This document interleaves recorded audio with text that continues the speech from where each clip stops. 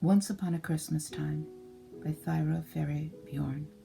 To my readers, this book is made up of informal recollections of memories locked until now within my own heart. It is a glimpse into years gone by and the beauty those years contained. I have not done any research on the matters about which I have written, for all are things I have been told firsthand or have experienced myself. My aim was to have the reminiscences flow from my heart and mind as spontaneously as one offers a warm handshake or a fleeting smile. In today's busy world, we don't take time to fill our souls with beauty. I pray that each one who reads these pages will pause long enough to recapture Yule's long gone and perhaps to find back there in time the key to happiness and contentment in this restless age. Let us make this Christmas a returning home, a sharing of happiness with the family and all those around us. Longmeadow, Massachusetts. Chapter 1. It belongs to all of us, this mood of once upon a time, and at no period of the year do we feel it more than at Christmas. There is no season of more tender memories, of sweeter, gentler thoughts than that of which we remind one another annually, saying, "Do you remember?" Our childhood Yuletides glow with a light brighter than all the brilliant space-age colors, a glow that will never dim as ages go by. My own once upon a time goes back many years to my native Sweden. What a perfect setting for a story. A land where snow lay deep and white and a million stars shone down on the silence of the night of nights. As a child with a vivid imagination, I could almost see those angels hovering over the stable in Bethlehem, singing their glory to God. And if I listened with my magic ear, I could hear the footsteps of shepherds coming closer and closer to the place where the star shone most brightly. It would have been hard for me to understand that snow was not part of the first Christmas, because how could it possibly be Christmas without that glistening white blanket? In my homeland, the holiday did not come on the 25th of the month. It crept its magic way through much of December.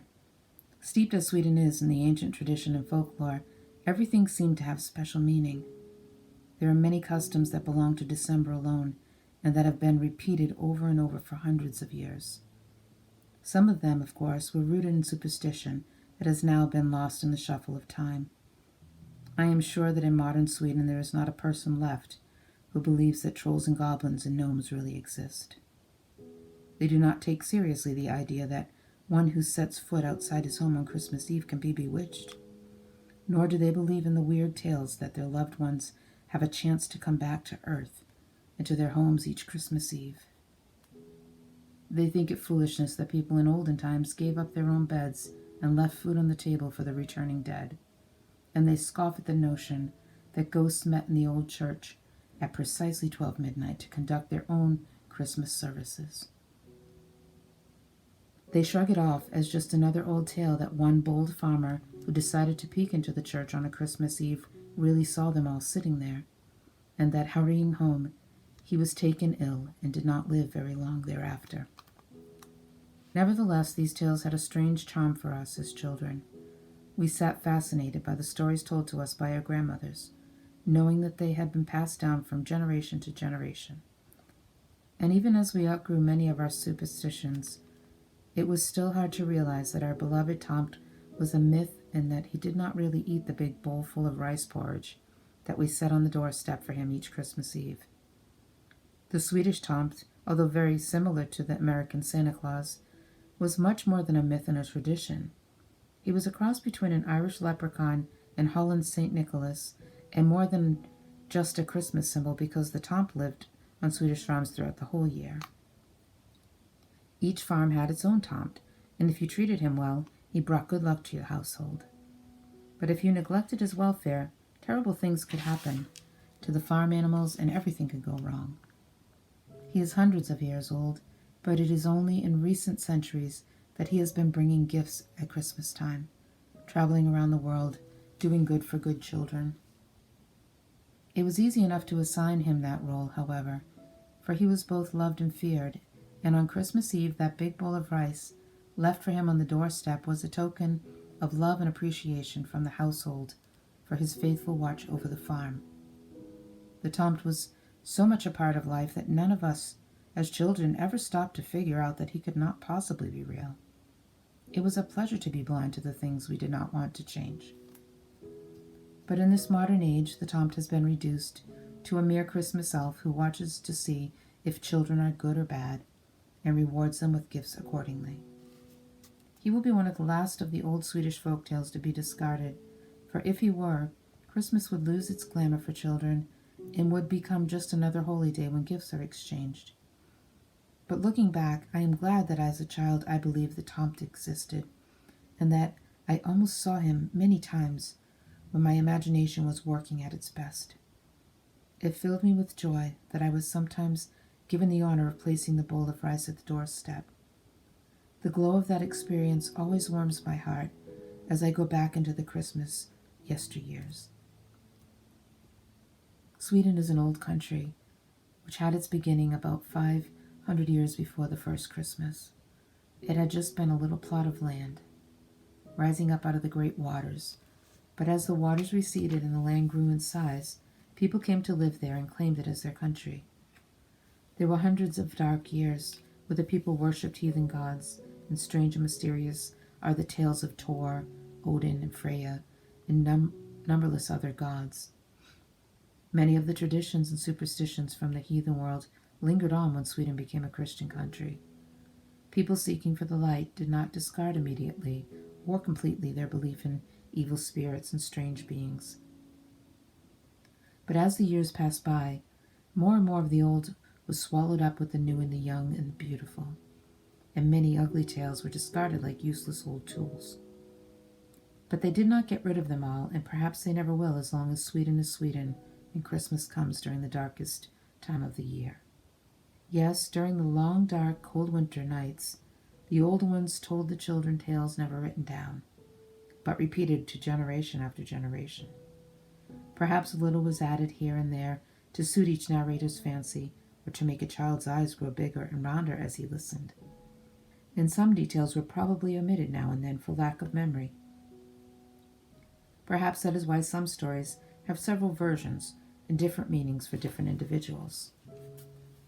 The old lady who often took care of us as children in the parsonage when Mama and Papa had to attend meetings and conferences was an expert storyteller. How I loved to snuggle up to her and listen to her soft voice. I often hoped that she would talk forever and that bedtime would never come. It was this old lady, with a network of hundreds of wrinkles in her dear old face, who first told me about St. Lucia. I have since learned that the legends about Lucia are many, and I shall always like best the story I heard first. And in my heart I like to believe that it is the real one. When time goes back hundreds of years, it is very far for a little girl to conceive of completely. Christmas to me began on the 13th of December, when all of Sweden celebrated the Festival of Lights. On that morning, the oldest daughter in the household got up long before daybreak to prepare coffee to serve the rest of the family in bed. It was only to the oldest girl that this honored tradition belonged. To fathom its beauty, one must see and experience it. We must first bear in mind the thick darkness of the time of year and the cold that gripped my little snow country.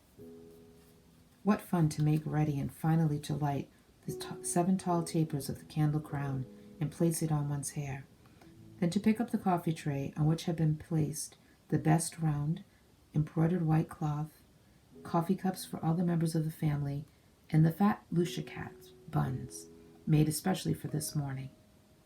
And finally the bright copper coffee pot filled with steaming coffee. It was a long, slow walk from room to room, but what a picture the Lucia bride made. Her face so sweet and young, her golden hair falling softly on her shoulders, her eyes shining as brightly as the candles in her crown. It was a vision almost unearthly in its beauty. The songs she sang as she walked from bed to bed, waking each person to serve him coffee, wove a spell with tune and words. Night walks with heavy tread, in cottage and garden. Shadows hover over the land, deserted by the sun. And in our dark house, Santa Lucia walks. Santa Lucia, Santa Lucia. The song had many verses, and in Swedish it was beautiful. It proclaimed that soon the darkness would flee, the sun would step out of the rosy sky, and all would be well. And we who belonged to Sweden echoed her song in our hearts. The tradition is a very, very old one, but its glow has never faded. The candles shine just as brightly year after year, and the story of St. Lucia is as pure and fresh as the long white flowing gown the Lucia bride wears on that special morning. And my heart still beats with excitement and wonder as in memory I hear again the voice of the old storyteller, relating to me for the first time the Lucia legend. The first Lucia was not a Swedish girl. She was born in Sicily, where certain events took place in the year 304. I wondered as I listened how the world looked back then. It must have been very different, but one thing was the same, and that was love. I understood that, and love was very much a part of the story of Lucia, with whose festival in December the Christmas season begins. Lucia was very, very beautiful, and much of her beauty was in her eyes, which reflected a soul sweet and pure. To look into them was like seeing a bit of God's beautiful heaven. Eternal things seemed to fill her mind, and she lived to do good deeds, especially for those in need. As the custom was in those days, her father gave her in marriage to a young man of the village. Just at that time, Lucia's mother was taken very ill, and Lucia, who adored her, sat by her side as death seemed about to claim her. Lucia prayed for her mother's recovery, pleading with God and promising that if he restored her mother's health, she would give all her worldly possessions to the oppressed Christians. Her prayers were answered, and when her mother's health was restored, Lucia knew it was a miracle, and that she must keep her promise to God. So she gave all that her father had given her as a dowry, every bit of it, to the poor, and her husband received nothing in worldly goods when he took his lovely young bride. He, not understanding her deed, became very, very angry. He accused Lucia of witchcraft, for he believed that no one in their right mind could have done what she did. Lucia was tried and burned at the stake. But the legend says, as her limp body crumbled under the cruel fire, the whole village was illuminated by a brilliant light, and the heartless, ignorant people became frightened because they suddenly understood that the girl was a saint, not a witch, and that it was goodness which had prompted her to give her wealth to the needy. Thereafter she was seen again and again in many different places where people needed help, and once she appeared in the province of Värmland to feed the people dying of starvation, thus endearing herself to the Swedish people. Eventually she was canonized by the Church of Rome, and so lives on in the world today. The Lucia bride is still a symbol in Sweden, a symbol of hope and peace and light in the darkest season of the year.